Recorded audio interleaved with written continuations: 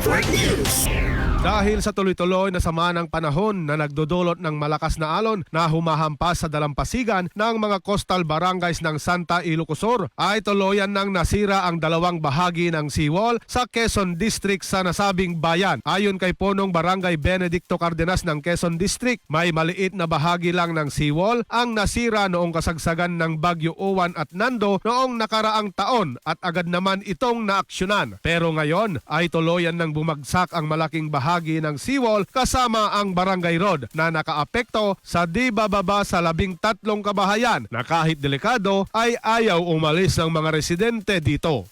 Delikado na talaga kaya yung mga tao dito sa along the coastal line, yung mga bahay nila, bali dinismantle yung mga ibang gamit dito. Saka yung naman natin na medyo delikado na talaga, inaantay na lang natin na babagsak yan.